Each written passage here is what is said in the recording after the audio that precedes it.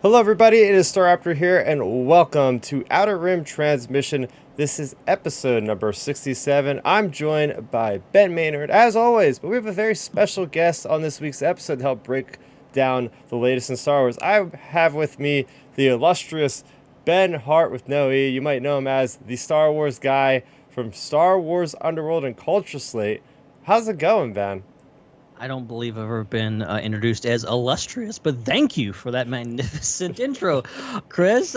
Yes, it's a pleasure to be here. A lot of exciting stuff going on. Comic-Con week, even though I'm not there, it's a lot of fun to watch those festivities. And yeah, thank you so much for having me. Oh, of course. It's been a long time overdue. I would say that. I will say that you've been Yes. on my Yeah. channel a bunch with the Comic Con that we all love, which is the Star Wars version of Celebration. So we had a lot of fun over there only a couple months ago, and maybe in a couple months, who's counting? Maybe 8 or 9 months from now, we'll also see each other. Maybe at London. We'll see. Maybe, But maybe, maybe. maybe. But let's introduce everybody who's not familiar with the Star Wars Underworld, Culture Slate, and everything you got going on online. Twitter, you're a big presence on Twitter. So just tell everybody what you're up to, where they can find you, and what you've been doing lately with Star Wars in general. Yeah, so Star Wars Underworld is we do a weekly Star Wars podcast on YouTube here on YouTube, and it's also released as an audio form. And yeah, we talk about the latest news stuff like that. We did one last night. It's Thursdays at 9:30 p.m. Eastern, normally speaking. And Dominic, who is out in San Diego right now, he had a little. Great little report for us for what he experienced at Comic-Con, and yeah, it's a lot of fun, and we break down all the news and all this kind of stuff. It's been a lot of fun, and yeah, that's things, and some exciting stuff on the horizon. I think for Underworld 2, I think you guys are gonna like, and with Culture Slate, basically it's just like everything. Do it all. We do Star Wars, a lot of Star Wars, but a lot of the news and stuff like that. We've got so many different pages and stuff like that. It's crazy. It's my job to keep up with all of that, and it's one of the biggest things I've ever done in my life, but it's amazing.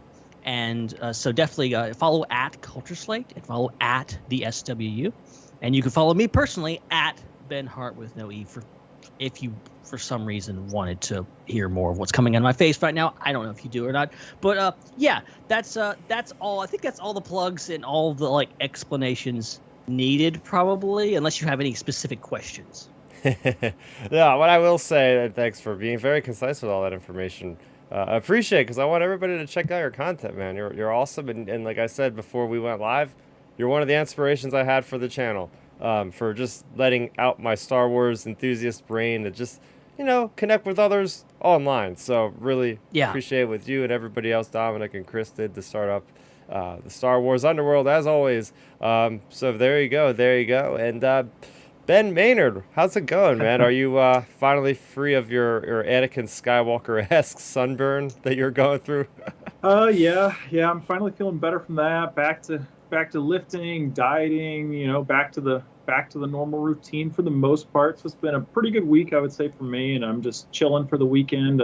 It's nice just having a pretty relaxing weekend, nothing planned. So it's gonna be pretty good in that regard. And yeah, I mean, other than obviously keeping up with all the Comic-Con information, I mean, Oh yeah. that's there's just so much coming Yeah, out of that, so whether much.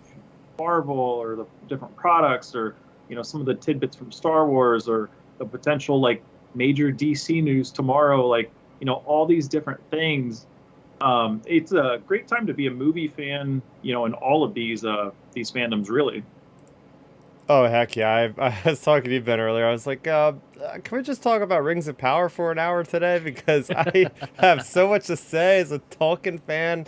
I'm on board with that. I'm super hyped. And then stuff with the Marvel animated series is coming out today with Charlie Cox as Daredevil voicing him, and the new Yep. Spider-Man show coming out for a couple of years. I was like, whoa, not until 2024, but Yeah, you know seriously. that's long awaited. And well, like you said, tomorrow's gonna be very, very big, and I'm jealous. And the 1 year that they actually don't have Celebration, I've vowed that I will do my best to make it to San Diego because I can't really swing 2 major trips a year. So, but you better believe I'm gonna Sure. try my damnedest to go there because I see that Southern California charm of these conventions. I'm like, I want to be there with the palm trees and the cool breeze, the bay. Oh yeah, for sure. I mean, Comic Con, San Diego Comic Con, it's one of the biggest, like most iconic events for fandoms, and like so many of the things coming out of this one would have been amazing to be at. Like we mentioned, obviously the news tomorrow, and then I have a friend who's there. She was at the Walking Dead panel, and like she said, she was messaging me earlier, and she's like, yeah, it's like sad seeing this being like the final panel for like the cast for the actual Whoa. show at San Diego Comic Con. It's crazy after like 12 years, like that show's wrapping. So it's like, it's just a wild time to be a fan, with all these different shows, and whether they be old ones wrapping or new ones coming out and new movies coming out. Like it's just a great time, really. Oh Yeah, yeah. there's so much happening, really. It's just amazing. Yeah, so I'm gonna actually turn the air conditioner off because I forgot I left it on because it is like a heat wave here in New Jersey, and I'm not sure how much interference I'm gonna be getting back on the audio. So, um, I will leave it to you, Ben. Did you have any Star Wars? Oh, here we go. I'm gonna have to make this joke now live because every time I'm on the Star Wars Underworld, there's also another Chris, and we have to say it before we start recording. Whenever I'm a guest on there, like, or we'll call you Starrapter, we'll call him Sequel or whatever. And now I just did it to myself. Now having two Bens, I come full circle. I've a Ben Hart and a Ben Maynard here. So I'll say, Ben Maynard, you can start with your Star Wars of the week. I will turn off All the right. air. Well, yeah, for me, I would say I had a pretty pretty boring Star Wars week in that regard. Nothing too exciting happened this week. No new, like, not really any big Star Wars news, leaks, rumors. Nothing is out there. Like, it's been a pretty dead week for the most part for Star Wars. So, like, for me, one of the best things I saw this week, though, I think it was on Wednesday actually. I saw Clone Wars was trending, and I clicked into it, and I was so happy to see. There was actually quite a bit of people talking about the Tartakovsky Clone Wars, and which is awesome because like that's one of my favorite iterations, just in general in Star Wars. I think like his storytelling style and everything, he was one. I think it works so well with Star Wars, especially the way he crafted that show. And our listeners here on the podcast or watching it, know I always mention the Clone Wars here and there because that's, like I said, one of my favorite things. So it was just cool seeing so many people. Like I said, it was trending for a bit there, and like people were talking about that iteration of Clone Wars specifically, which was really neat. But yeah, that was my week in Star Wars. How about you, fellow Ben? Yeah, thank you, fellow Ben. Yeah, it's always something Star Wars happening in my life, seemingly. As you can see back there, there's a lot of Star Wars surrounding me. It's kind of ridiculous. But yeah, I mean, I've been very excited about what's been happening today. With San Diego Comic-Con and all the news that's been coming out.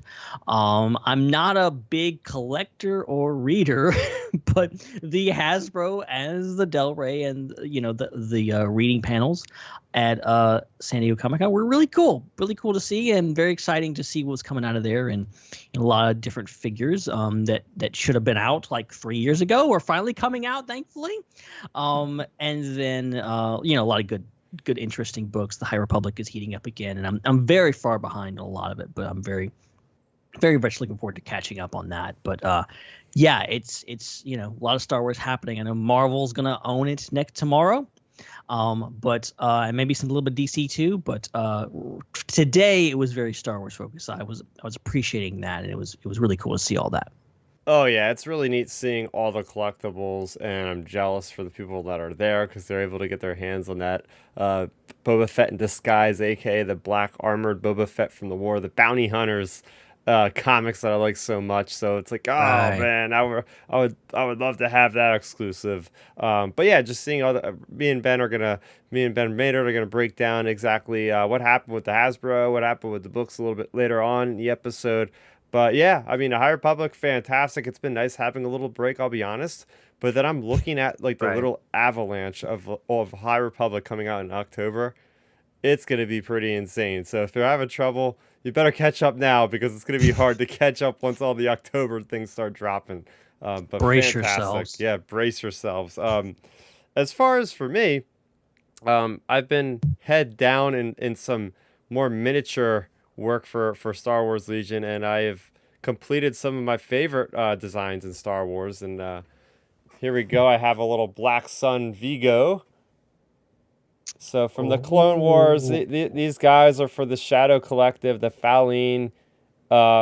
So they're for a force that you can have with Darth Maul, with the robot legs, with the Pike Syndicate. Here's like one of the regular like Enforcer dudes. Oh I wow! love the helmets. Nice. But man, oh man, is painting yellow a real pain in the ass. And I have a whole other like 2 squads of these guys specifically, and there's 7 of them in each squad. So, and then I have all the Mandalorians to paint. Yeah, I'm gonna be busy until basically October at this rate. If I could finish like 1 squad a week, I'm happy. But it'll be a lot of fun, and there's swoop bike riders coming out. So yeah, it's a plastic avalanche that I have to deal with. But I try to do a little bit every week. But a really funny exchange I had today, and this has been happening because my girlfriend bought me this R2D2 like really nice like metal water bottle. It's like a big 30 ounce. It's like it looks like a thermos basically, like a mini thermos. Because my old Kylo Ren water bottle was beaten up enough for I was like, she's like, I'm buying you another water bottle. I'm like, okay. So anyway, I always drag this thing around obviously because I work at the gym, and then I'm walking around. I leave it out, and I go into the sauna, and I'm sitting there, and I'm hearing a guy outside talking about Legos. And I'm thinking like, oh, he's probably talking to the guy because he sees there's an R2D2 water bottle. And sure enough, he comes inside the sauna, and then he's like, "Is that your water bottle out there?" I was like, "Yep." And he started talking to me about how he has this like almost life size like Lego R2D2 that's like 6,000 pieces. I was like, "Holy crap, dude!" Whoa! crazy. Yeah, I've never even seen anything 6,000 like that. pieces. Like to purchase, anyways. Yeah, he's like, "Oh, I That's almost got amazing. divorced from my wife because she seen how much it was." I Almost was caused a like, broken home. oh my gosh, but it's just funny exchanges like that because it's happened more than once. Like with that water bottle at the gym, it's a nice icebreaker for like the hardcore Star Wars fans. They'll usually talk to me, and I was telling the guy about another guy about Celebration in the locker room the other day because he's like, I went to Galaxy's Edge, and I was like, yeah, I went there. So it's a nice little conversation starter because people like the water bottle. Actually, I have it right here. You guys probably have seen me with it a few times, but it's this one Oh, right yeah. here. So Oh yeah, that's Oh, yeah. great. it's really cool. I love this thing, and it gets me to drink more water because it holds more. So I'm just like more like, hey, I gotta finish this water now. It's not a 20 ounce, it's a 30 ounce. Hey, there you go. There you go. I gotta get the water in. But yeah, so there you go. So we're gonna just jump right into it because we only have Ben for just the first portion of our show tonight, but we are happy that he was able to come on in regardless. So we're gonna go through, as the title suggests, we are a little bit over halfway through the year, and we have a lot of Star Wars that is packed into that back half of 2022, including comics, including novels, including the High Republic Phase 2, as well as a brand new, a couple new series between Andor, the animated Bad Batch Season 2, and then Tales of the Jedi. It's all coming out this year. I don't know if I missed anything. I think I basically covered most of it, but we're going to kind of go through chronologically here and just give you guys like a brief preview because sometimes it can be a little bit hard to be like, hey, what's coming next? So starting off first, this is coming out on my birthday next week. I mean, it's Star Wars adjacent, I'll call it that. And that is ILM Light and Magic. I seen, and I think Ben, you also seen a portion of this at Celebration. I was at the panel for this, and it was really Oh. cool. Yeah, Yeah, I was in the satellite room, so I still was able to I see was in the everything. satellite room too. Might have been in the same room with you. Who knows? Yeah, it was the Tatooine Stuns or whatever it was. Yeah, Right. but yeah, so Ben, I'll have you tell the people. So what is this about? What can we expect there, Ben Hart, with this? Yeah, so I heard it's a 6-part documentary series. I don't know if they've confirmed they're dropping it all at once on Disney Plus, or this is going to be like, dripped out one per week. But it looks really cool, and it's I believe kind of produced / directed / kind of full force behind it from Lawrence Kasdan. And it's got people like Ron Howard and just a ton of people that if you've watched any Star Wars documentaries over the years, people like Phil Tippett and all those guys that were hugely thinking they're going to be featured heavily. They were on the panel for this.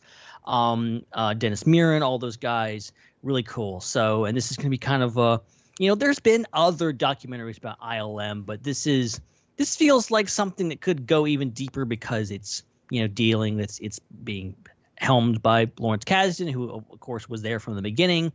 I'm sure there's going to be, I can't remember from the panel if they got George or not. They have to have interviews with George. He freaking founded the thing. So I think that's going to be really interesting. So yeah, overall it looks really cool. And I'm as fascinated with the story of Star Wars as I am with the behind the scenes stuff and how they made Star Wars. So this is going to be something you watch as soon as it's up. Yeah, what's cool about this is Larry Kasdan is the one that's in charge. And I mean, you can't go more behind the scenes than with the guy that actually worked on some of those movies, right? So it's not an outsider third party. This guy was a Lucasfilm employee going to and just talking with all the people that he's already got rapport with. So I'm expecting us to even get more stories, even though it's been 40, 50 years. I think we could still get some more stories and even maybe some new footage of things. They had this funny story about dropping the refrigerator and then George Lucas pulling up and being like, yeah, I'm out of here. And he drives away yeah, I don't know what these are. I'm not associating myself with these crazy people over here. So I'm looking forward to that, whether it's all out on July 27th, next Wednesday, or if they dole it out. Either way, I'm very much looking forward to that.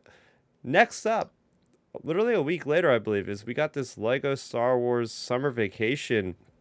This could be a lot of fun. I know, Ben Maynard, you were kind of talking about when they first had the Halloween special or the one that was for Life Day. You were like, oh, they could do every season has a Lego special, and you're so far I think you're kind of on the money with that, man. What do you think this one's going to be?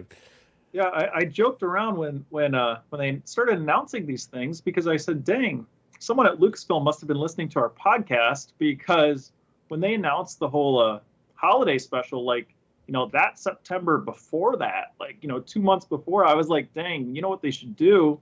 They should start releasing these Lego specials for all the seasons, like Halloween, spring, summer, the different events, because you can produce them indefinitely and just make, random stories for whatever story arc you want to do for 30, 40 minutes. And that's exactly what they're doing. So now we have this basically summer vacation one. And I'm really interested to see where they take it, just because, it is Lego, so they can do literally whatever they want. And I just think it'll be a fun special, like the holiday special was, like the Halloween special was, and so on and so on. I think it'll be a really fun thing to check out. And, to me, obviously they're not you're not going to go and rewatch them like The Empire Strikes Back or something. But, those specials are a good, one-time special to watch, when you're in the mood for a summer Star Wars thing or a Halloween Star Wars thing or whatever it may be. So yeah, I think it'll be a fun watch. Yeah, that's the thing, right? So you can make it. Eventually, we're going to have a Star Wars Lego special for every season, including Valentine's Day. You know what I mean? So it's going to be fun. Hey, I'm putting this on now. It's that time of the year. I'm going to make this a tradition. So what about you, Ben? What have you liked the Halloween version, the Life Day special for Lego? Yeah, I've enjoyed all of them. I think they've all been really, really well done. I like the tone and the playfulness that they input into it. They're kind of obviously paying homage to Star Wars. They're kind of dealing with some very real canonical things that Star Wars, taking in, in the Halloween special, they had Vinay and, they had old Vader's castle, whatever, but it's this ridiculous thing about them turning in the Vader's castle into some kind of hotel, something like that. Ridiculous stuff and very funny, but also with like the Ben Solo stuff, the Ben Solo story, you're like, wow, this is actually really interesting. Like I remember watching that and like the whole story about Leia being in Luke's place and like doing the trench run. I'm like, this is like really cool, like a what if story.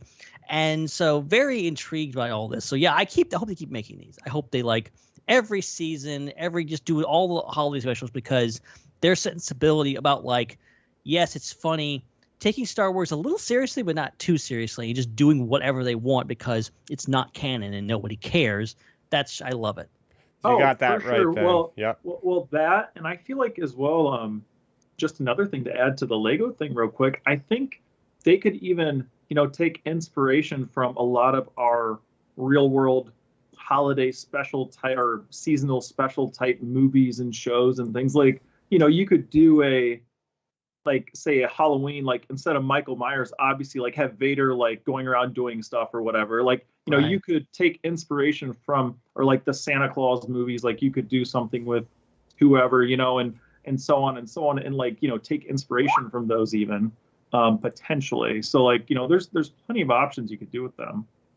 Heck yeah. And probably arguably the biggest release we're going to have this year for the rest of the year is Andor, the Cassian Andor series, which is going to take place approximately about 5 years before the events of Rogue One.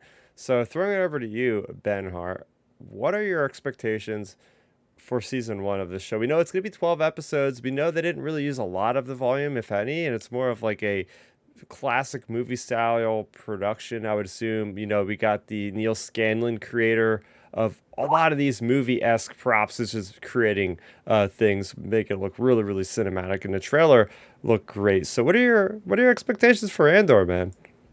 Oh man, I have a lot of expectations. When I keep seeing, people online going like, who asked for this show, and what are they giving Andor a show, and all this kind of stuff. This guy, we know where he goes. He dies at the end of Rogue One, and I'm like, this show looks spectacular. The cinematography is blowing me away, and just like the whole aesthetic of it, and the idea of taking this character who I think was one of my favorite characters from Rogue One, one of the most interesting characters from Rogue One, and giving him more of a backstory, and also tying this in. And they fully admitted that this is not just his story. It's called Andor, but it is a kind of overarching story about the beginnings of the Rebel Alliance and Mon Mothma's story and all this kind of stuff. And that's like, inject it right into my veins now, okay? I need this. And so I have a lot of expectations.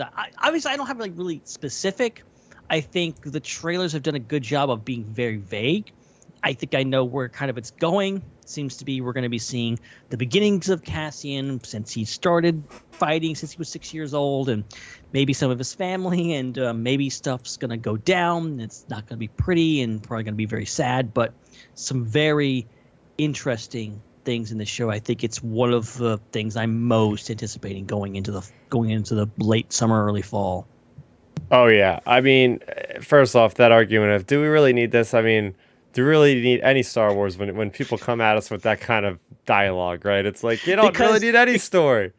Because people were sitting around in 1976 and were like, hey guys, you know what we really need? We need something called Star Wars. And we need a space opera called Star Wars. That's what we need. People were asking for it back then. I just know they were.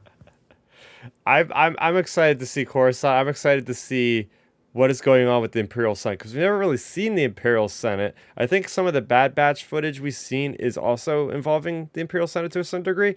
But yeah, Ben Maynard, I mean, me and you have been chatting about, hey, where the heck has Coruscant been in Disney Star Wars besides the little glimpse in Rogue One? So where do you stand with that? Oh yeah, for sure. Like when it comes to Coruscant, that's definitely a point I feel like all Star Wars fans are interested in. Like, we didn't really get it in Kenobi. We haven't really gotten it too much, otherwise in like live action and stuff. So other than a few glimpses here and there.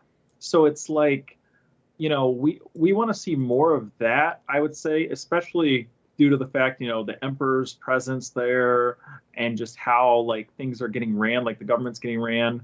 So that's like a big expectation of mine, just to see how things are going, like just overall for the government, the flow of it.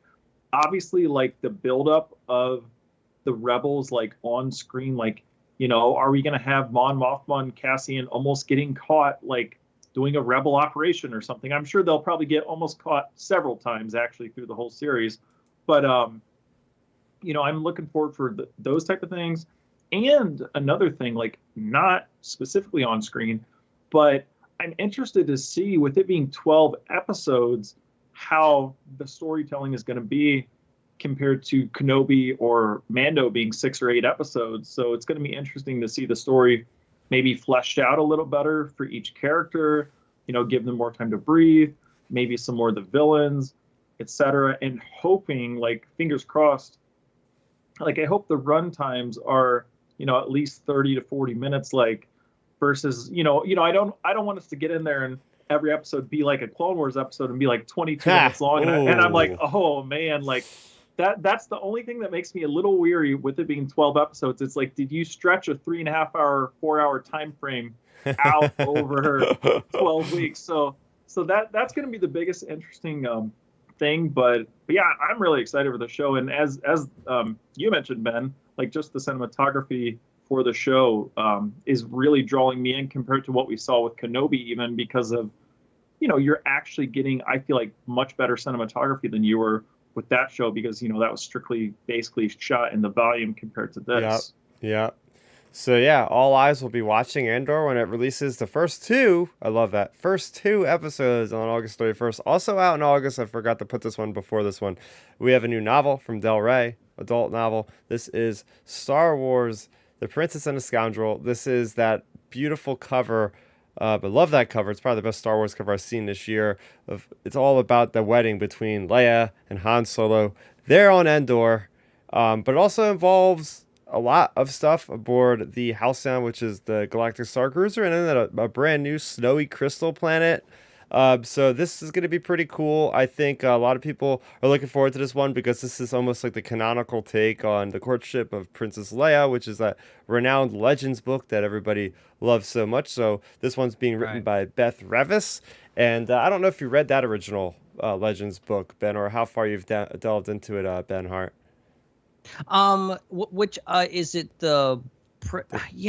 I'm not. Princess Leia. Yeah. No, I have not read that one. Which is, I'm not as up to speed on Legends as I'd like to be. I've read quite a few in recent years, but I'm still kind of that one's kind of things. But now I'm like, okay, I got to read this one. Maybe I need to read the old one now to get a full spectrum of the story. I mean, it's worth a read, I would say. But it's just a matter of, like, judging your, like, time versus, like, do I want to read the Legends version or the canon version and figure it out. But I feel like the good thing with this version is, like, hey, like you mentioned, Chris, it's gonna, like, they're adapting that other version to canon, which is nice. Like, they at least the general storyline. So that'll be cool to see where they take it, and I'm looking forward to hearing more about it, really. Sure thing. I'm really looking forward to getting Ben Hart's thoughts on the Bad Batch. And there was, like, I guess it's still coming out September, because on Disney Plus at one point they had it in the banner, it said September something, and yet, like, 28th. Yes, like StarWars.com never put out an article or anything about it. I even looked today on, like, the Bad Batch page, and the date was gone. So I'm hoping it's still sticking into September. But Ben Hart, what did you think about season 1 of Bad Batch? And kind of the same question I asked about Andor when it comes to what are your expectations? What are you hoping to see? Things, storylines, characters you want to see, followed on and elaborated on. Yeah, I really enjoyed season 1 of Bad Batch. I still say that I think that it's one of the strongest seasons of, especially first seasons of Star Wars TV that we've gotten so far, especially in animation. And it just really, I think it did very, very well in establishing those characters, made me care about them. I was one of the people going, like, the Bad Batch, why are you giving those guys a show? Like, why is this happening? Like, I'm not opposed to it. I'm just wondering why. And the show completely justified itself. And part of that was Omega and just deepening those characters that we barely knew back in the Bad Batch or in Clone Wars. And then moving forward, in season 2, there's like managed to get into that panel for Bad Batch, and it was so good to see. I think I don't know what everyone actually seen, because I know there was two different trailers. They were completely different, but a lot of the same footage was in there. I know Commander Cody's in there. I'm very much looking forward to hearing what he's doing. Palpatine's in there. I did not expect that. A lot of stuff happening that I wasn't expecting, but I think just getting more of these characters and seeing where they go, especially in relation to Crosshair and his story, and where that goes, and this further strengthening of the Empire. I think that's what I took away the most from Bad Batch season 1. Is it's the bare bones ground zero starting up of the Empire that was really interesting and fascinating. Yeah, I'll bounce off that.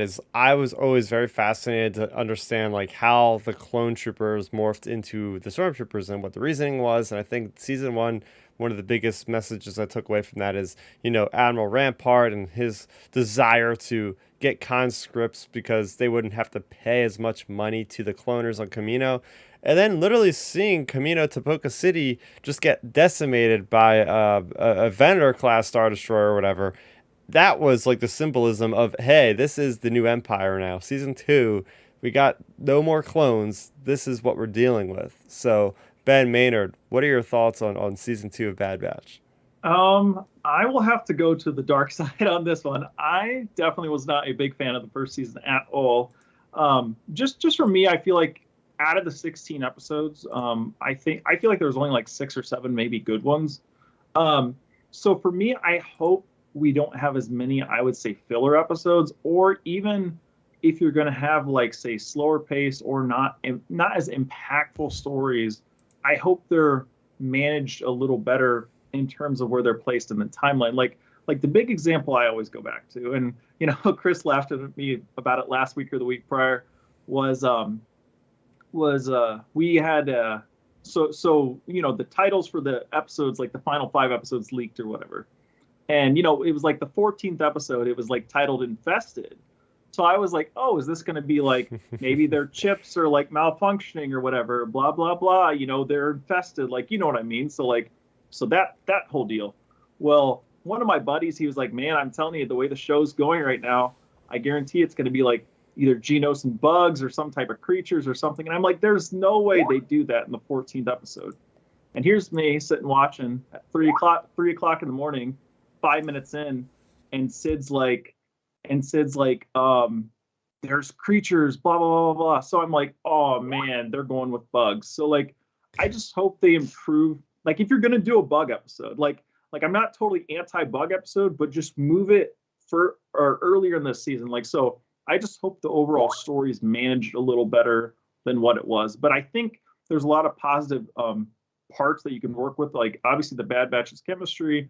Omega was my favorite character from the series, so I'm excited to see where she goes. You have obviously the overhanging little tidbits hinted at with Boba's relation with her, and then where the season ended off with the whole Mount Tannis stuff. So there's a lot of potential really good story points that we're going to be heading toward with this new season.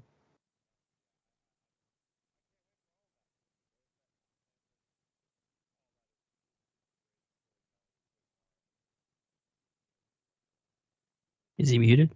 Chris, you're muted. Oh, yeah, I am muted. Okay. Yeah, tip of the iceberg storytelling. I was like, wait a second. I don't know if I'm muted or I'm not. Is it just me, or can I not hear anything? Oh, jeez. That's why I was looking at both of you. I was like, wait, am I frozen? I was staring at your guys' campus. But no, yeah, I'm looking forward to that Mount Tantus stuff. Everything with that is super intriguing. If it's going to interface with the Mandalorian and everything that's going on with just Omega and Boba Fett, I feel like that's got to come eventually. We got to get Daniel Logan to voice Boba Fett, right? That'd be pretty cool. Brother and sister have to meet, do they not? Seriously. Well, Ben, I want to thank you for coming on the podcast tonight. We had so much fun just breaking down everything that's coming out for the rest of the year. And once again, just, share everybody where they can find you. And again, where you work at, what you're up to. Yeah, first of all, thank you so much, guys, for having me. I apologize I couldn't stay on longer with you. This has been a joy to come on. I hope I can do it again sometime soon. But you can follow at the SW for the Star Wars Underworld. You can follow at Culture Slate for Culture Slate. You can follow at IPC Podcast. Something else I forgot to mention is my other podcast that I do. Me and you, Chris, we've done episodes of IPC before together. How could I forget? We got stuff going on there. And then at Ben Hart with no E. I have too many plugs. It's too much. But this was fun. For if you want, follow me over there. And we've got a lot to look forward to, guys. A lot to look forward to. Just in the next few months, there's so much. It's ridiculous. Also, Star Wars. Tales of the Jedi is like peak. I didn't get a chance to talk about it, but I'm looking so much forward to that. So, man. With that, I will say good day and good night and all that jazz. And thank you guys so much for having me. Oh, it's been our pleasure, man. Thanks for coming on. Have a great night. Later. All right, so jumping off of Tales of the Jedi, let's go there because we don't have a specific release date for that that I know of right now. But I did see footage, and from what I've seen at Celebration, it was something that I think fans are going to be really, really happy with because there's an Ahsoka episode that really just was awesome. It's just the, her as a baby and just like her attunement to the Force and how she basically gets found out by the Jedi. The Battlefront girl is the one who's voicing her mom, correct? Yeah, Iden Versio. Yep. Yep. Okay, I thought I saw that. Yeah, I'm really excited for that episode.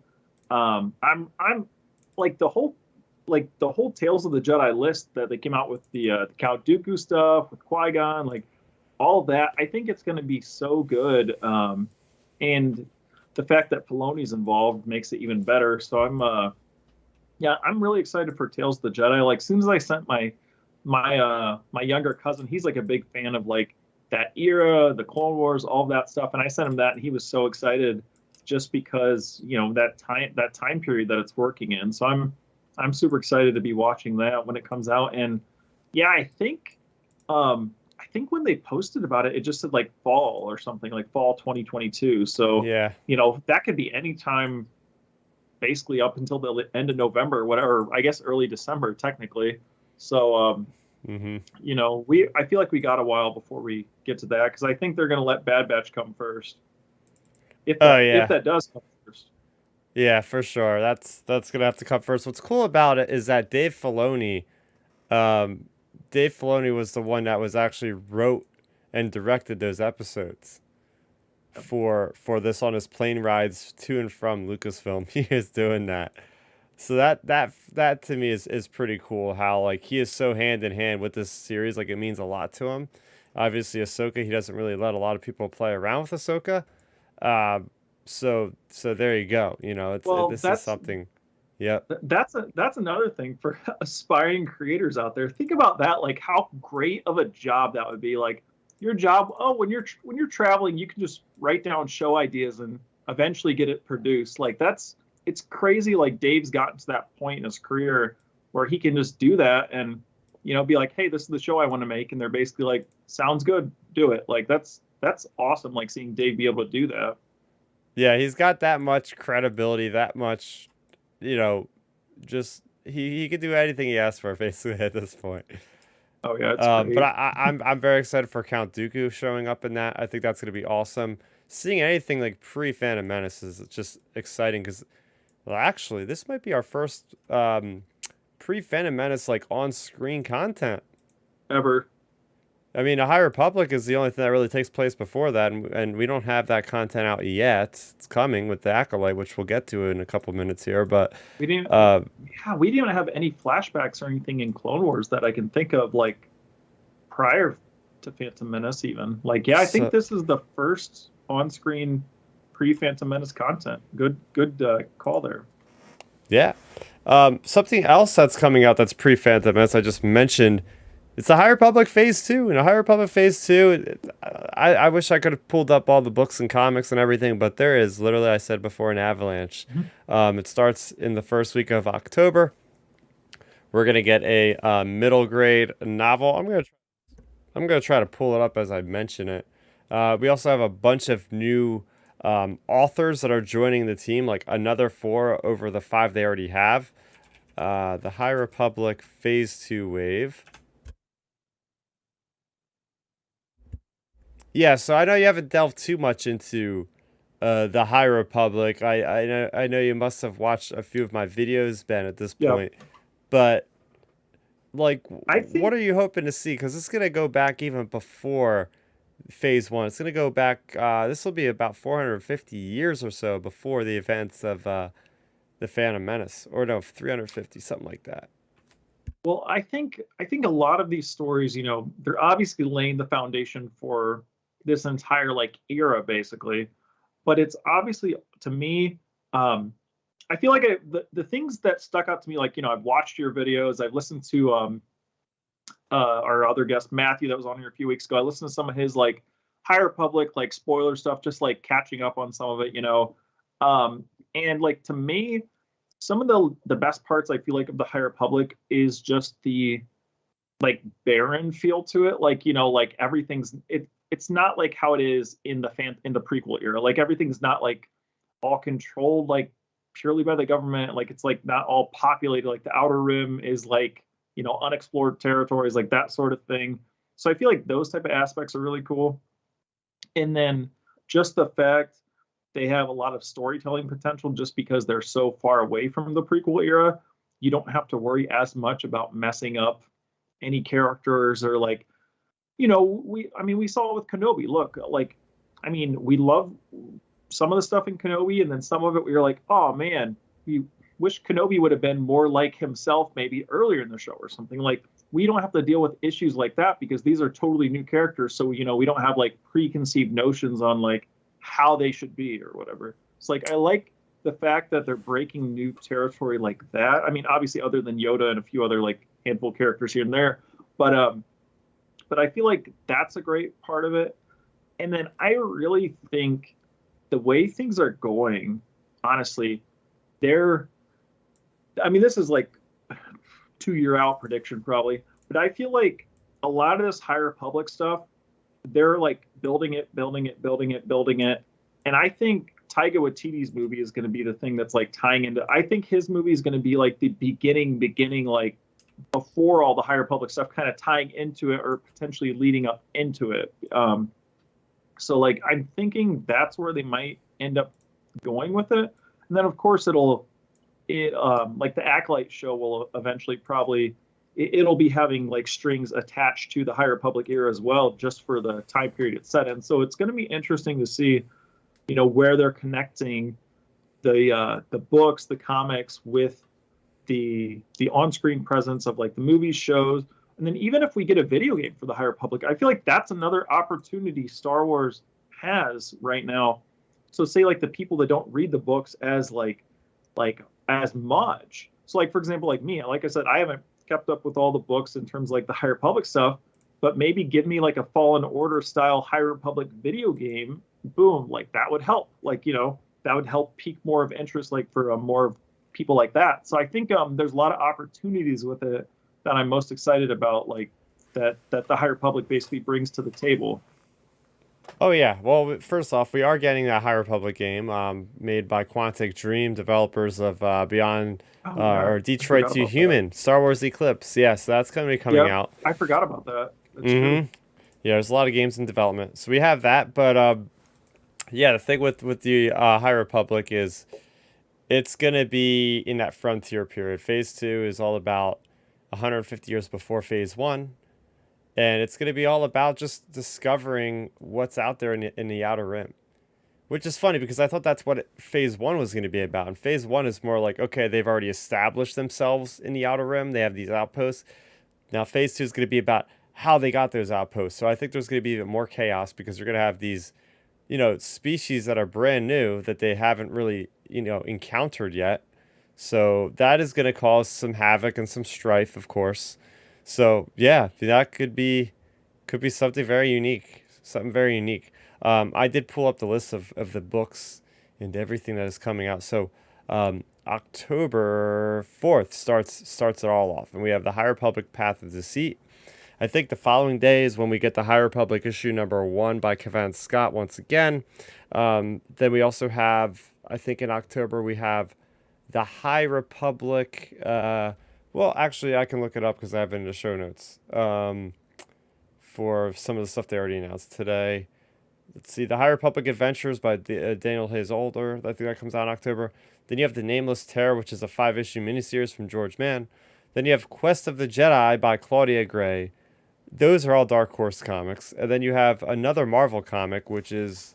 I'm trying to pull these from my brain. It's getting difficult because there's so much of this stuff. It's like crazy. Just me saying this is like, oh man, my wallet's going to take a beating in October. But we also have the Blade of Bardota, or whatever, the Blade, I think it's just called, which is literally that character that is just renowned for just being an awesome, badass warrior, Porter Engel. So we get that. And then we also have November 1st. We have the next book, which is a younger reader novel. That's called The High Republic Quest for the Hidden City. That's by George Mann. And then you also have, where's the other one? The High Republic Convergence, which is written by Zoraida Cordova. That is the full-fledged Del Rey novel. That's out on November 15th. So that's basically wave 1 of phase 2 of the High Republic. So we got a lot of content coming our way for that. On top of the Star Wars Insider Stories, apparently we're getting more of those. So yeah, High Republic, man. High Republic is not slowing down. It's in fact speeding up, I'll say that. And like I said, there's even more writers on board so they can get even more content out. I do want to welcome the chat. We have Aaron and we have Red 5 Reviews in the chat. So if you guys want to be a part of the chat, you can every week. We go live around 9 o'clock Eastern. And we always welcome your discussion and your comments as long as they're respectful down below. And if you want to listen to us on the go, we're also available on all podcast platforms. I usually put the episodes up for Monday mornings for your commute and your workouts at the gym, or wherever else you like to do when you're doing some monotonous and you need a podcast to listen to. At least that's what I do. So there you go. 2 different forms, audio or video for your consuming needs and whatnot. All right, so let's move on to what I think is really the last thing that I can think of, unless you have anything else you want to mention, Ben, and that is, what is it called? D23? Well, it's not D23, but we will get to that very soon.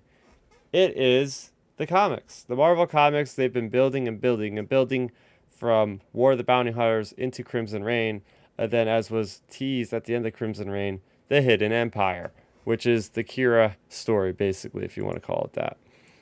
So we have that coming along. I was hoping to hear something about it at San Diego Comic-Con. We got solicits for October. They're not on there. It looks like they put up a couple of the covers for November, unless they're just omitting the Hidden Empire, which is strange because in the back of Crimson Reign number 5, when they mentioned it, it said October. And comics industry is in a flux, as it kind of is a lot of the time. So a lot of the dates they put in these books are off by several weeks.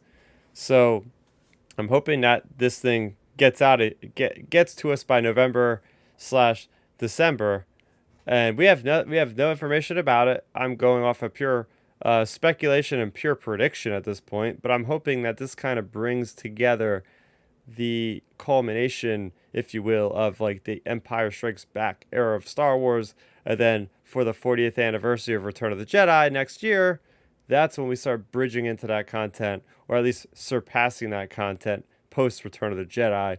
So Ben, I know you've been following along quite closely, at least with some of my content and whatever else is out there. But what do you hope to see from the Hidden Empire, with Crimson Reign, with Crimson Dawn, like hiding in the shadows with the Empire hunting them down now with Kira? Do you think Kira can make it out alive is what I'm asking you? See, that's a really tough one, because on one hand, you could see her making it out alive, or them just kind of like bending the story writers and saying, hey, we need to keep her alive just in case we want to use her during like the Mandoverse era. So like there is a possibility for that, just because of the whole thing of keeping her alive. I think, okay, if I put it this way, I would say the only way she stays alive is if she's going to be getting used in a live action project. But I think So to me, I would say there's a decent chance she could die, just because if she dies, I feel like it just wraps all potential for her, being in any future project. So, you have that side of it. You have the in-story side of it of like the Empire's hunting them down and stuff. So inevitably, if she would like run into any of these high Imperial characters again, like whether it be Vader or even some bounty hunters or things like that or whatever, I feel like there's a chance she could get taken out by some of them. Hey Ben, your mic's going crazy again. Oh, okay. One moment. Yeah, so as Ben was saying, it's interesting, right? If she lives in the comics, I think it's pretty safe to assume that they can't touch her because she's gonna have to be in some live action. And if she dies, well, if she dies, she dies. But that doesn't mean she can't be used in live action. Hey, they could throw in her in Andor or whatever unannounced project that they ever come to making in between. Or they could throw her in Bad Batch, right? I think I seen something on Twitter as I was scrolling earlier today where it was like, hey, what happens if Crimson Dawn shows up in Bad Batch? And then you see Maul in Bad Batch, and then that spins off into that series that we were supposed to get announced like years ago at this point. Remember, there's been rumblings of a Crimson Dawn Maul show. Like maybe there's a backdoor pilot for that in Bad Batch, and then we see actually Kira, and it's actually voiced by Emilia Clarke. So they could still like do stuff in the past, right? There's that whole big storyline of like, how did Maul even end up on Malachor? What happened there? Was it Kira that just dumped him off there and said, "I'll leave you for dead," kind of thing, or what happened there? But there's a lot of story to tell. Oh yeah, there's plenty. Is my mic better? Still going bad? Really, that's weird. Maybe try to unplug it and plug it back in again. 1 minute. But what I will say is I think that's basically everything that's coming to Star Wars in the next 5 months or so. Everything's substantial. I don't believe there's any other big novels or anything like that. It's still not good. But what you wanted to talk about was, yeah. So first off, we'll talk about D23, then we'll talk about San Diego Comic-Con a little bit. So D23, there's definitely going to be a Star Wars presence there because there's a panel, and this is in September, mind you guys. So we got a couple months ago, about 2 months ago for D23. It's that annual, or it's biannual. Every 2 years they have it down there in, I guess every 2 years it's over there in California at Anaheim Convention Center where they had Celebration actually. And they have a big presentation where they have Marvel, they have Lucasfilm, and they have made some big announcements back in the day about some Star Wars projects. I think maybe Kenobi was announced there as a movie at the time, and Solo was announced there, I think. So they tend to hold back some information for there. And I thought it's very interesting because San Diego Comic-Con has a Marvel panel, but there is no Lucasfilm panel. So what could they reveal at D23? Well, first of all, Andor will be out by then, so there's no point in showing us a trailer because we'll already be watching episodes at that point. So I guess the next thing they could do is maybe show another trailer for Bad Batch, maybe give us like the actual trailer that I still refuse to watch that's leaked everywhere with Mando Season 3. I'm telling you, like, I gotta watch this thing in all its glory. I can't be watching like I know it's better quality than most, but it's like I still gotta watch this thing in the way it's intended. Darn it, So, what do you have to say about that? And it's still messed up. Man, I don't know what's going on. I think you're having a bad wire connection. It sounds like that could be a problem. Like maybe you have to wiggle around the wire a little bit or something like that. But I'll keep talking. It's fine. But yeah, I think there's a lot to be desired for what's gonna happen at D23. Oh yeah, how's that? Nope, still not good. Dang it! All right, my wire must be going down on this mic. Yeah, apparently. I think maybe try just plugging in your iPhone, your Samsung headphones. Is that any better? No. Nope. Okay. You know what? I will do that. I can. Oh wait, I can just plug in my headphones into my computer, I guess. Yep. Okay, give me 1 second. Continue. Sorry, listeners, if that's making your ears bleed. Hopefully, we will get that situation sorted very, very quickly. In the meantime, I'll start vamping on the mic here. because I can, because I'm the only one here. But anyway, yeah, so D23, there's a lot to expect from that. And heck, maybe we'll talk a little bit more as we get closer because it's still 2 months away. But I think they could talk about, show us a trailer for Mando Season 3, right? They could show us a trailer for Mando Season 3. They could show us some stuff for Tales of the Jedi, finally give us an actual release date for Tales of the Jedi, because we still don't have that date, as we said before. We still don't have that date. And maybe, just maybe, Taika Waititi would show up on the stage and be like, hey, my script is done. This is the title of the movie. It's going to be out in 2024 or something like that, right? So there's a lot of room, and I feel like they got to get ahead of like some Star Wars movie concrete news, especially considering we didn't get anything at Celebration. It was purely series, and that was it. So we'll see there. There's a little bit of interference, I think, coming from you, Ben, if you can hear me. Can you hear me? Nope. There's a little bit of interference. But anyway, going back to, there's a little bit of interference. Can you hear me? Yeah, but there's a little bit of interference. Say that again.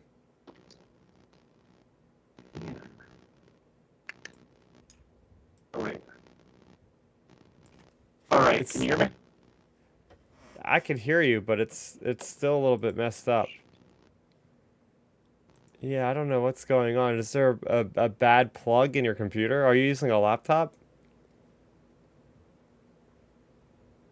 Maybe your port is going bad, your audio port. So it's like loose, so all the wires connected to it are not getting contact completely.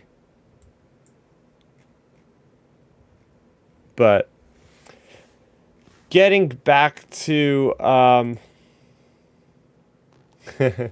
right, we're gonna try from a phone connection. We're gonna see how that goes. But getting back to San Diego Comic-Con. So talking about San Diego Comic-Con, what's going on there is they have what's called the Lucasfilm Pavilion. And the Lucasfilm Pavilion, it's like all your I think the Star Wars book booth is there, as well as a little mini exhibit of some of the screen used Star Wars costumes from the current line of films / series. So they have a costume for Mon Mothma, for Andor, for this new droid literally called Emo. Well, it's the short version of his name. I don't know the actual name. But then you have Obi-Wan, you have Darth Vader, you have Boba Fett, you have Mandalorian. I don't think you have Fennec Shand there, and I mentioned that specifically because Ming-Na Wen on Twitter literally went after anybody, kind of like coyly played a joke saying, hey, where's Fennec Shand there? Or something like that. So I thought that was pretty good. But, it looks like it's a pretty cool thing you could do. And they also have like a little Princess and the Scoundrel little setup photo op thing where there's like Han Solo and Princess Leia, like with an Endor background. You could get like your picture behind them, like cardboard cutout. So I've seen a lot of stuff on social media with people posing there at Leia and Han's wedding, if you will. So yeah, I don't know what's going on, man. Like your audio driver maybe is going bad or something.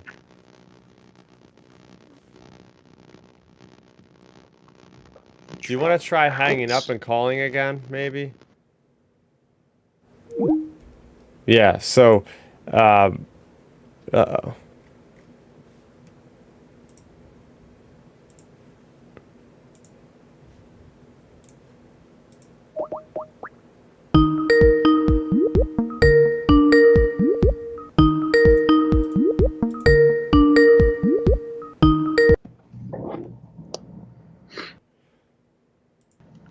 Okay, sorry for the connection, everybody. But it seems you're better now. You're fine. What Am I happened? better now? Yeah. Okay, I don't know what it is. We'll just go with it. We'll just go with it. All right, I might have to cut out some of that because some of that was like pretty bad on my part because I'm like looking to see what's going on, and then you're like not connecting. So good. where was this in the podcast? This was like we were just I was about 10 minutes ago. Okay, I'll Yeah. go at like 50 minutes off to like go into audio version and cut that out if I can. Yeah, you're good. But anyway, we were talking about D23, D23. and then D23. Sorry, everybody that listened already to me going on about that. We got Erin Daly chiming in. She's like, hoping we get some Marvel and Star Wars panels at NYCC since the lack of big names last year. Yeah, I think we're gonna get a big Disney Plus panel at New York Comic Con. Like, I think there will be enough time in between D20. I don't know. I don't know. You know, if D23 wasn't this year, I could see them going to NYCC. But the problem is they're going to be going to San Diego. Then they're going to be going like a month later to D23, and then another month later to New York. I don't know what they would have to show New York. They could always save something, but I feel like there's just nothing at that point that they could talk about, really. Oh yeah, I think honestly at this point they're just going to be saving everything for D23, just because, you know, it's the whole. I mean, I think Marvel's going to do that too. I really don't think, you know, just the way people are talking, like, you know, it's like lower your expectations for tomorrow for Marvel. Like, I think Disney is really looking at D23 like, you know, it's the whole thing of why would we market at, like, say, San Diego Comic-Con, like, go big on Marvel or go big on Star Wars at San Diego or New York, like, versus just doing it at our own event. So I think both of the franchises are going to wait for D23. And, you know, as you alluded to earlier, Chris, like, I think with Star Wars, you know, we obviously can't have an Andor trailer because it'll be out by then. I didn't even think about that when we were discussing it this week. And then, you know, we could get a Bad Batch trailer, maybe a Tales of the Jedi trailer, since that's coming out this fall. Oh, that never came out officially either. They could put that out. They could put Mando Season 3 trailer. There could be a lot of trailers that day. Well, the Mando Season 3 trailer, and that's another thing too with the Mando Season 3 trailer that you refuse to watch, but like there's actually 2 versions of it already actually out online. So at Celebration, they apparently showed 2 versions because there was the first initial version, and then there was a longer trailer where you have some really interesting lines being said by characters for sure, like people are going to be excited about. So, you know, you have those trailers you could potentially release, and yeah, I think that'll be the main thing that probably gets showed at D23 is the Mandalorian Season 3 trailer, just because it's like, what's next after Andor? Like, the only thing is Mando in February. Mm-hmm. Yeah, so I think what could happen is I think D23 a lot of times they don't talk about the cinematic side of things. So I could even see it as a possibility that Taika Waititi might show up there for a day just to announce what he actually is working on, because I think he's a lot further on to what he says, and from what we got the reports of, they're going to be starting shooting early next year, which means the script has got to be pretty much at a point where they are pretty confident to know what the hell it's about at this point, right? Because if they're going to be shooting in a couple of months, that means they have to already start like the sets, construction, and stuff like that. So I think he's a lot further on. They're a lot further on with that project than we think, and I would at least like them to like show us like a splash page of like the title, just like they did with Skeleton Crew. Just get up there. Here's the writer. Here's the director. Maybe here's the lead actor. Here's the title, and we'll talk more at Celebration in April or something like that. That's all they need. That would make a lot of people happy, I think. Oh yeah, I think that would make a lot of people happy, because really there's not another chance until Celebration to talk about that movie. So, you know, that's basically a year away, or whatever you said earlier, like 9 or 10 months away. So, you know, it's just maybe they give us a tidbit, like you said, maybe it's the title. Hey, there you go. Maybe it's the title at D23, and then we go on to at Celebration. Maybe it's the first look at it, a 20-second teaser trailer or something. I think so. If they were filming in December, they would have enough footage to at least give us a little something, even if it's behind the scenes, something like that. Yeah, sizzle reel. Yeah.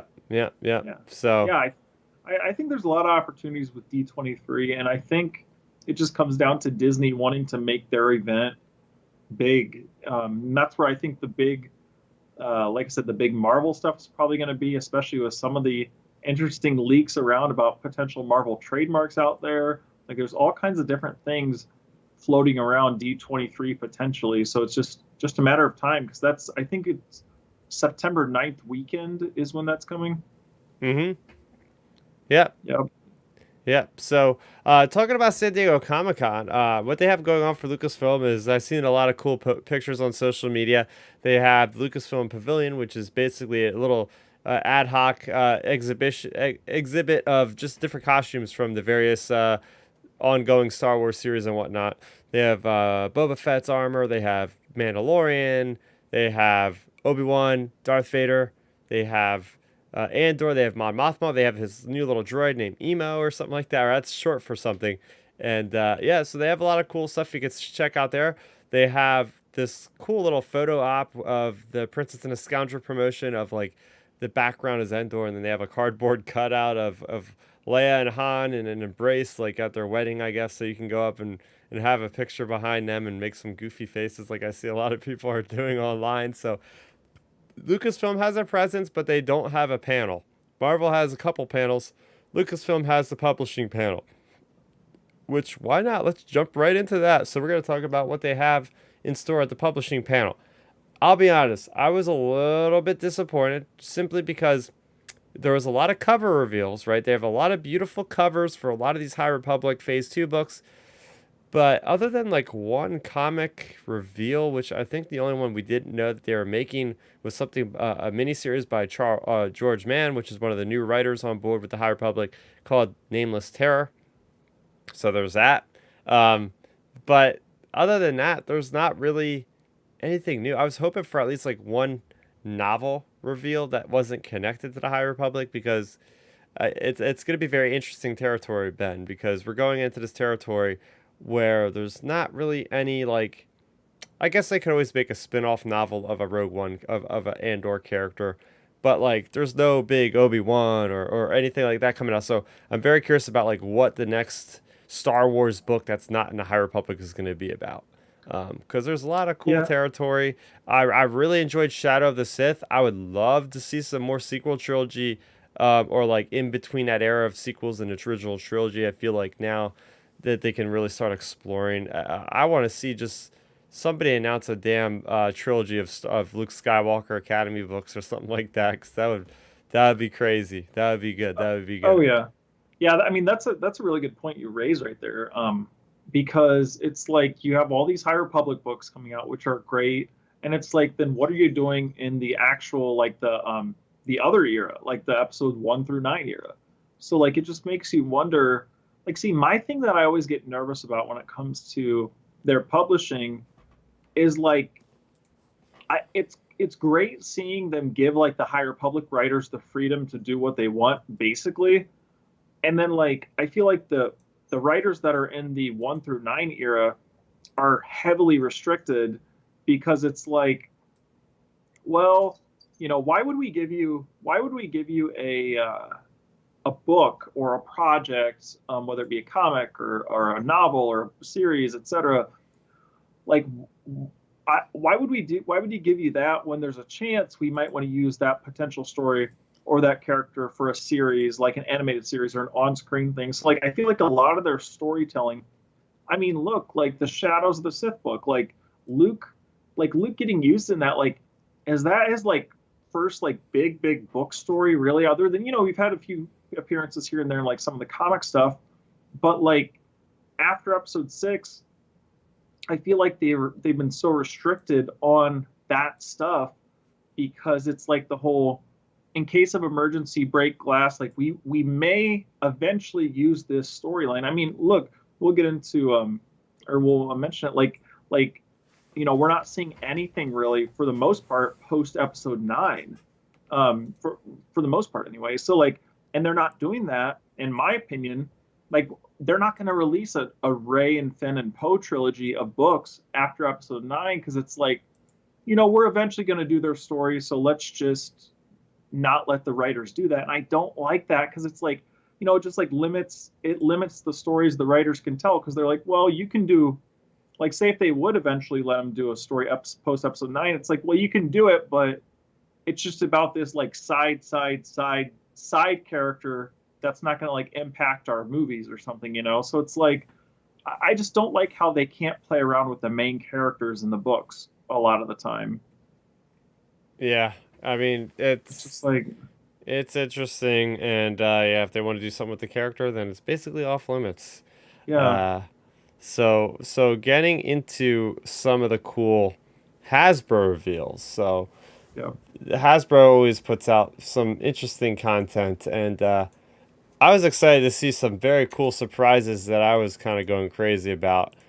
Yeah, you got your normal things like lightsabers, like, hey, what is this, like the 10th, Darth Vader lightsaber we've gotten in the last 20 years. You got characters showing up, in the stores that are going to be like another Grogu, of course. We got a character that should have been out like 3 years ago, and that's Migs Mayfield, with his like cool season 1 appearance, and different things like another Luke Skywalker, from Mandalorian, stuff like the usual. But as I'm scrolling down, I start seeing, hey, I haven't seen Cal Kestis with that costume before. And it's not even said in the description that it's from Jedi Survivor, not Jedi Fallen Order, but it's clearly evident that there is a brand new, our first look at Cal Kestis besides the trailer, shows a brand new outfit. He looks way different. It looks like he has shorter hair. He's got actual facial hair now. I think he was like, how old would you say he was, Ben? I knew the exact age of him. I Um, think he was like 17 or yeah, 18 in he that original was. game. Yeah, I was gonna say he was almost Luke's age. I'm pretty sure. Yeah, he was like about 18, maybe 19. He was somewhere 17, 18, 19. Because I remember when the game came out, whoever it was talking. He was basically Luke's age from like A New Hope, or what, Yeah. similar. So he's like between 17, 18, 19, somewhere in that age range. And like you said, he's definitely looks older. He has facial hair and stuff in this release, and it's like, what's this from? It's obviously not from the game, or the current Fallen Order game. So it's like, what's this from? Or so it's got to be from Jedi Survivor. Yeah, and what's neat about it It has to be. is, yeah, I'm looking. So he would be in his mid-20s. We'll just say that because this game actually takes place 5 years after the events of Jedi Fallen Order. Fallen Order takes place 5 years after Revenge of the Sith. So this takes place around the same timeline as Solo and Obi-Wan Kenobi. Around that midway point between trilogies, right? So what I like about his costume, it's very utilitarian and it looks very rebel-esque. For whatever, like the first thought was like very rebel-esque because he's got the trousers, he's got like this cool vest with like a lot of utility pockets and stuff like that. He's got the rolled up sleeves. Kind of reminds me a little bit of like Poe Dameron from the Resistance, and Rise of Skywalker a little bit. But the one thing that makes me very interesting is he's got a blaster on his side. Like he's never had a blaster before, and immediately my mind goes to the game itself. Like, holy crap, they could actually have like maybe some kind of unique blend of like range slash lightsaber combat. And that's why I was always such a fan of Star Wars Rebels and of the character of Canon Jars, because he was like a gunslinger Jedi. He had that blaster that he would fire from time to time as he was using his lightsaber, right? So there's a lot of cool things there, but I also think of the reason why I've seen the reports from Sega Asmussen, the game director of the first game and the second game. They called it Jedi Survivor for a very specific reason, right? 5 years later, he is still on the run from the Empire. He's still trying to keep a low profile. So just like Kanan Jarrus before him, I think we could see him really trying to conceal his lightsaber and going around with more of a blaster because he cannot be found. He's already been there, done that. He's even been tracked down by Darth Vader at one point. So he knows the deal. He knows the only way to stay alive is to just keep hidden. So I would like to see if there's like the beginning of the game, if you're not even using a lightsaber, maybe the beginning of the game, the new mechanic, right? Because every time you're making a new game, what's going to set this game up from different from the other game? You got to have new game mechanics. You don't need to, but it's like, okay, just have new levels. That's fine too. But I think it's really good when games start iterating on themselves for the sequels. And I could see like almost maybe a Jedi Knight 2 Jedi Outcast approach to this game where you start off the first couple levels as just trying to get by like you've been doing over the last 5 years, not really using your lightsaber, but having third person shooting mechanics in the game, cover and stuff like that. That'd be sick. I would love to see that. Then eventually, like, you got no choice, you got to use your lightsaber.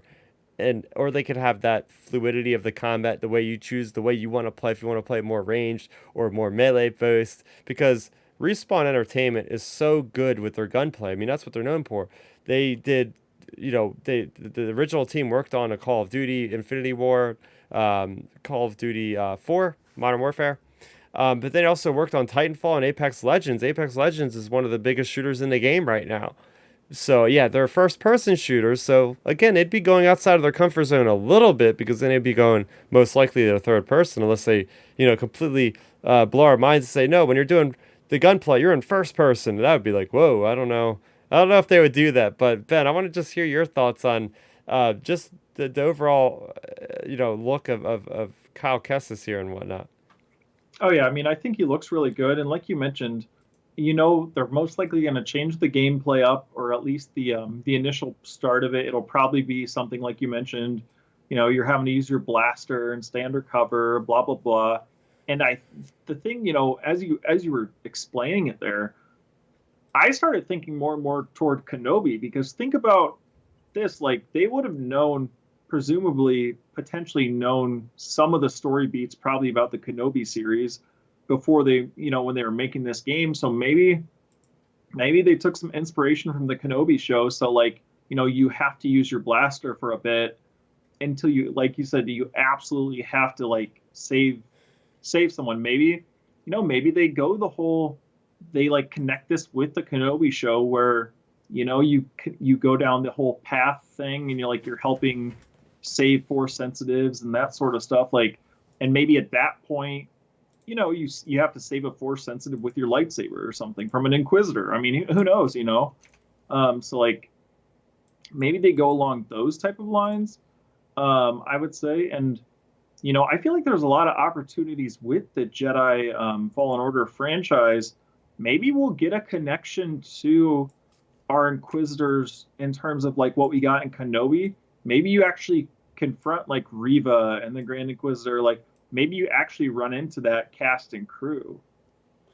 Yeah, I find it interesting in the Kenobi series with all the interviews going around. They were saying about how they had to be very specific with the video games. I think it's I remember Ewan said that. Yeah, and you got the mention of the path, and maybe Cal Kestis is the one that set up the path. Right? Wouldn't that be cool if he was a catalyst for that? Because we see at the end of Jedi Fallen Order, spoilers, instead of, using that holocron to track down the Jedi and try to make them Jedi or the Force senses, he just crushes it. But maybe he helps out in another way where it's like, you don't need to become a Jedi, but I can help you hide so you're going to live and not get killed or turned into Inquisitors. And then I really feel like, especially since we didn't see him in Kenobi, I feel like Quinlan Vos is going to be some kind of mentor toward Cal Kestis, because it seems like in all the media we've seen, even in the trailer, you do not see any of his cohorts. You don't see the goofy looking alien that I forget of. You don't see Mirren. You do not see Ser Jenda. Like, what happened to all of them? You see the singer Mantis is crashed onto a planet. So Cal Kestis apparently is on his own for a little bit. Maybe while he's on his own, that's when he runs into Quinlan Vos and they have like a kind of like team up at some point. So, and this leads me into my next analysis of some more figures. That wasn't all we got from Jedi Survivor. We also have Black Series figures of both what's called the KX security droid, which is basically the K2SO looking droid. And I'll start with that one first because I think it's really cool and it harkens back to a classic Star Wars design. So when Star Wars was first being developed, I think Ralph McQuarrie was working on some of these designs. The lightsaber design, they had to, or if it was in Legends, they had to have lightsabers powered by like an external battery or an external backpack of some sort. And the way that this character is designed, this droid, he has one of those electric staffs, but he has a backpack that has like, I guess, the main supply of the power that's connected to a cord. So I got a kick out of this because I'm like, oh, this has got to be a reference to those old lightsabers, Oh, that's exactly what I thought of as well. As soon as I saw that, I was like, oh, I bet that's a callback, because we've seen that plenty of times, with the different figures or in the shows. Like, I feel like one of the biggest prime examples of some of the McQuarrie stuff came up in Rebels, like when the Imperial assassin droid was fighting what's his name, the alien that's with the Rebels crew. Man, Oh, forget his. that guy.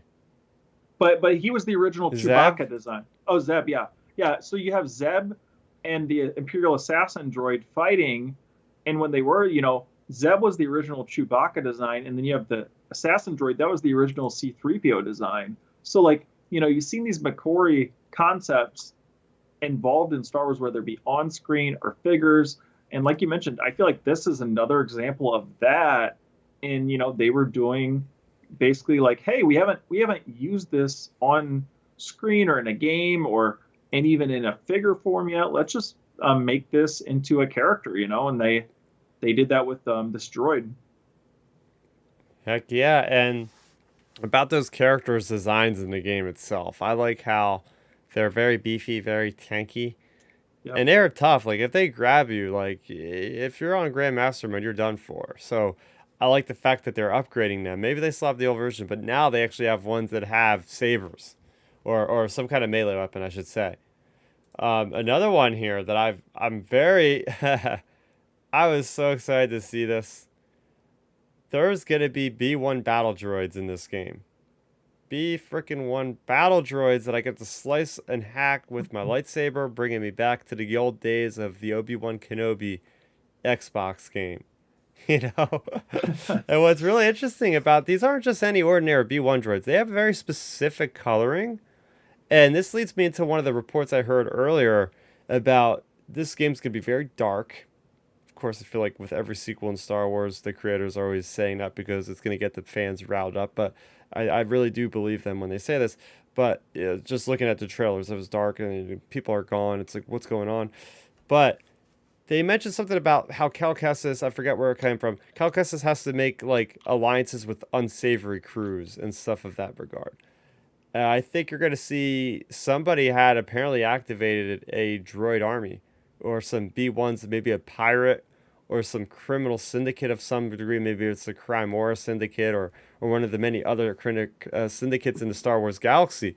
But yeah, I mean, that could be really cool if you're fighting through the underworld and then all of a sudden your enemies are these B1 battle droids where there's like literally, ranks and ranks of them because they're so easily to produce and stuff like that. But what are your thoughts on that? Like bring it back like 10 years after the fact that they were dismantled back in the game.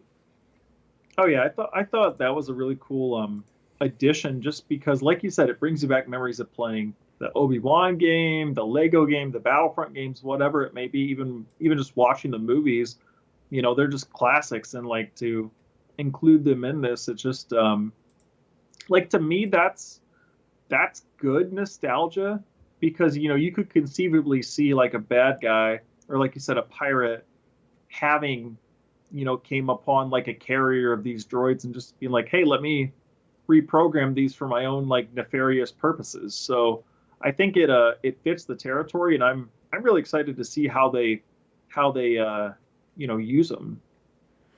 Oh yeah. So and we got one more report about Jedi Survivor. And this comes to us from actually more of an official source than you would expect. So apparently the PlayStation Network, which is basically like the Xbox Live if you're Xbox gamers, where you go in the store and you buy games, they put up the listing for Jedi Survivor, and they put up something about March 2023, and then they took it down immediately. So they updated like all the pages. Like I can go on Steam and see, but it just says 2023 right now. But that goes in line with some of the insider reports a couple weeks or maybe a month or two ago now, where they were saying either in February or March. So we don't have to wait an entire year. Like when they say 2023, it's going to be sooner rather than later for a lot of people. And that could be good. That could be good because we don't really get big AAA games. Well, I mean, we had Lego Star Wars in April, and that worked out pretty well. I really thought that was a good time for a game because there wasn't a lot out at the time, and I'm still playing through it because there's so much content in there.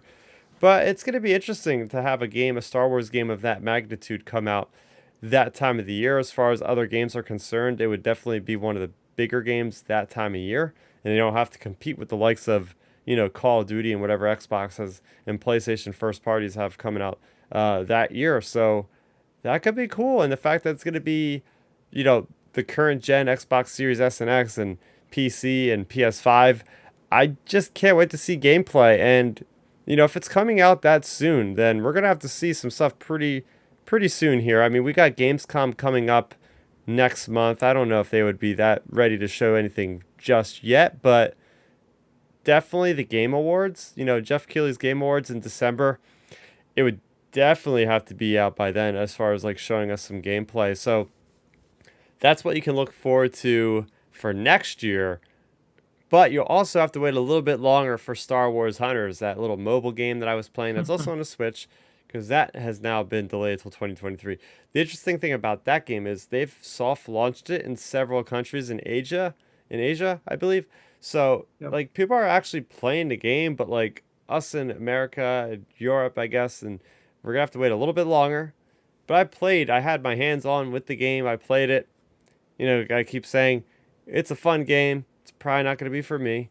I do play some live service games like Halo from time to time and Destiny and Sea of Thieves and stuff like that. But I feel like for this one, I don't know if I'm going to sink a whole lot of time because, like, I'm more into these Star Wars games a lot of times for the story. But like Lego Star Wars, it's just a lot of fun to play that one. And Battlefront 2, I jumped to that one about a month ago. So we'll see. But yeah, I just thought it was kind of curious that they had that. Seemed like the game was ready to go, but now they're like, we need more time. So yeah, I don't know. It's just like you said, it's just curious they did that, especially because it's like you said, it's released in like the Asian market, like the Southeast Asian market, I believe has it. That area, Australia, New Zealand, like those type of places have it, and it's like, why not just release it worldwide? And then I feel like, to me, I mean, again, I have no idea about the ins and outs of technical video game development, but to me, anyways, I feel like if you just do a worldwide release, you'll be able to find the issues more quickly that may come up, and you can release updates and stuff for it versus, like, say, minimizing your market to that part of the world. So, like, I don't know. It's just curious they're doing it this way. But again, like you said, it may not be for everyone. But hey, at least it's another. To me, at minimum, at least it's another Star Wars game that's getting released versus us being in like the dark times of getting no Star Wars games. yeah, exactly. So I think it's going to be very bountiful next year. Keep in mind that in September, we're going to have the Ubisoft press conference. They're like E3, if you will. We just got news this week, interesting enough, that the Avatar game has been delayed to at least 2023, maybe even 2024. So that leads me to believe, wonder why that could be. Okay, the same the same development engine that's being used on that game is being used on the Star Wars open world game. Maybe they're going to push the Star Wars open world game up before the Pandora game, before the Avatar game. I don't know. That's just me thinking up with something on the spot. But September we'll have even more Star Wars game news to look forward to, and in the ensuing months, weeks, we'll definitely hear more about Jedi Survivor. And our last bit of Star Wars news for the week comes to us from San Diego Comic-Con. Remember, Ben, I was telling you, I said, watch, Star Wars not having an official panel, but maybe they'll just give us something, some morsel, something. So they did, in fact, do that. So randomly on their Twitter, on their Instagram, we have the actress, Bandla Stenberg, officially casted in The Acolyte. And that's all we know. There was no blurb, nothing about what The Acolyte is about yet, or when it's coming out, other than next year, most likely. But I thought it was really cool because I was doing the show notes for the show. I was waiting till the last minute to do them because I didn't know what would break. I figured some news was going to come out today, so I said, let me do it right before we go live. I had IGN on in the background because they have their live stream with like interviews going on with SDCC and all that. And I wasn't paying attention because I'm doing the notes and it's in the background. And then all of a sudden the host is like, hey, Amanda Slemberg, you're in Star Wars now, The Acolyte. I said, holy crap, this is perfect because I'm doing the work here. And she's literally live on the thing. And he's like, what can you tell us about Star Wars? And of course she wouldn't say a damn word. She's like, I cannot say anything. And I was like, darn it. But it was cool because I don't know this actress from anything. She's very young. She was born in 1998. So she was in the Hunger Games, one of the movies I did not see. So I know nothing about it, but I would guess she's it's definitely early 20s. So that's going to be, I guess, the main character in The Acolyte. I would assume she is The Acolyte. if that's the case, maybe. Yeah. Yeah, I would. That's what I was thinking when I saw it. And even if you go to her Instagram, all she literally put as her caption was, "It's nice to join a galaxy far, far away," and that's it. That nothing else, no hashtags, nothing. Nothing. So to me, I think it's just them putting this out there. Basically, she's probably the lead of the show, I would guess. And like you said, she's probably the acolyte. And then, if you dive into her filmography, like she hasn't been in any like major movies for the most part. Other like I said, she's had a Hunger Games appearance. I know. I remember watching back in 2013 her one show. Like I flipped through some of her TV shows. Like she was in the Sleepy Hollow show, and Wow. that show was all right. It wasn't too bad. I don't really remember her, so she must have been like a lower level character. But when she was in that, she got recognized for I mean it's hard to like say awards, but like she got awards for like the Teen Choice Awards on like Nickelodeon and stuff, I guess, or something. So like take that for what you will. So she must have like at least solid relations with like the fans and stuff. So there's that. But other than that, like her filmography, like it's not like she's not been in my opinion in any like mega standout type projects that make you go, oh wow, like they're getting this person or they're getting this actress. So yeah, it's just gonna be interesting, and I think, as you said, Chris, I think this is probably our main character of the show.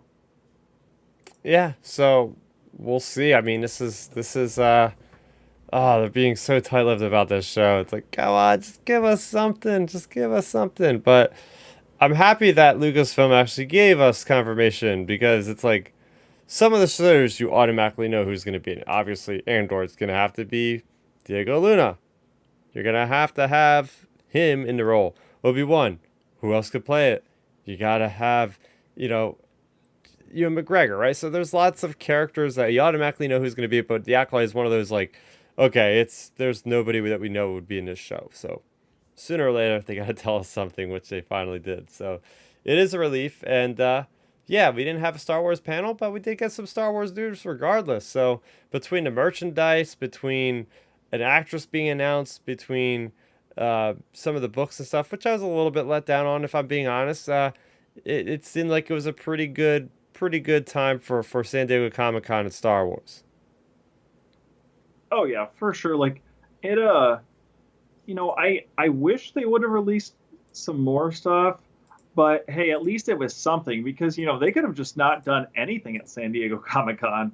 So at least they gave us the tidbits they did, and hey, at least we got some type of TV news with with that casting announcement. So I mean, there's that at least. And as we mentioned earlier, I really think a lot of this stuff they're just saving it for D23. Yeah, oh I yeah. do like I just don't.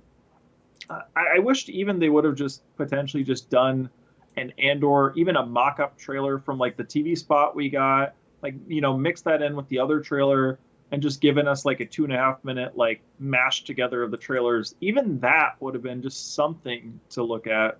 But hey, like what do you can't expect too much like out of this with D23 only being like maybe like 6 weeks away or so, 6-7 weeks away. Like it's not that far. Yeah, yeah. I mean, if it was any other year that they didn't have D23, they would definitely have Star Wars stuff. I mean, in years past, they literally had the Force Awakens was there, right? There was a lot Yep. of big panels for movies, even Star Wars movies. So I'd expect for Star Wars series, they would definitely have something. So my thoughts is next year, and then maybe even at New York Comic Con next year, they could have something depending on like if Acolyte's showing up in November. I could see New York Comic Con having a premiere there or something like that. Uh, but yeah, so there you have it. We're gonna have another guest next week, so if you liked hearing a new face, or hearing a new voice, seeing a new face, then we're gonna have another one on next week. Fingers crossed. It should happen. It probably will happen. But anyway, Ben. So what are you up to this week?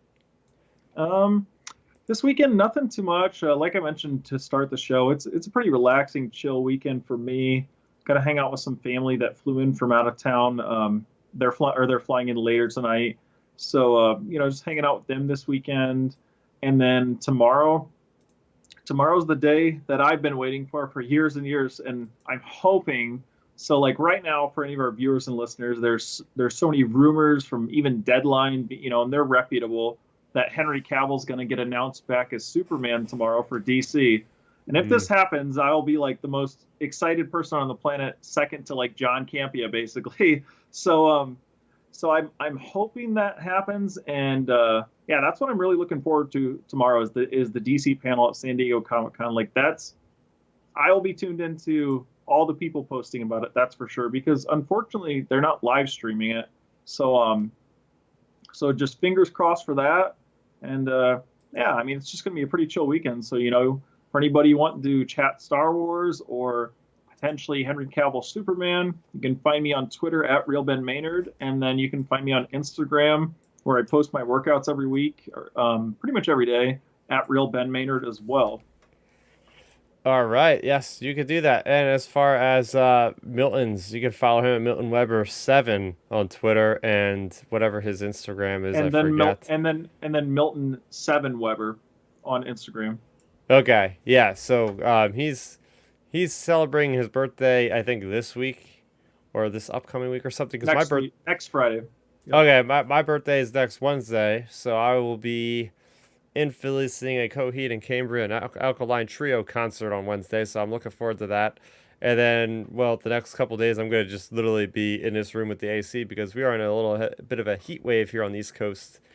I think it was over 100 today here. So, that's why this is not a 3-hour podcast tonight, because I have to have my air off. And if you could imagine, it is like steamy in here right now. So that is what I'm going to be up to, staying cool, painting some Star Wars Black Sun miniatures, and reading the new Star Wars book that comes out on Tuesday. We are getting another new release that is the Star Wars Padawan novel about a young Obi-Wan Kenobi under the fresh tutelage of a Qui-Gon Jinn, getting stranded on an island or stranded on a planet with some Force-sensitive kids. So, looking forward to that. Looking forward to seeing that there's a character that was in Legends that is being brought into canon as of the publishing panel. The name is Tiri something. Apparently she was from like a lot of those Apprentice novels that you guys read. So it's going to be... What did we tell you, Chris, back months ago? I bet you they took inspiration for this Padawan book, and that's what it's looking like. Yeah, and I just hope that they spin this out into like a Padawan series. I love the series in Star Wars. When they have these longer book series, we have the Thrawn trilogy, that's the new one. We have the newer Alphabet trilogy. We have the Aftermath trilogy. I think it's time for another trilogy. Let's do it. So, hey, maybe we'll get more than a trilogy. Maybe we'll get a young Obi-Wan series in canon. Who knows? But for Ben Hart, the Star Wars guy, make sure you go ahead and follow up on all his stuff that I've linked below. IPC, Cultural Slate, Star Wars Underworld, and his Twitter, Ben Hart with no E, and Ben Maynard and Milton, who couldn't be here today. That's going to do it for Outer Rim Transmission number 67. Thanks for watching, everybody. End transmission.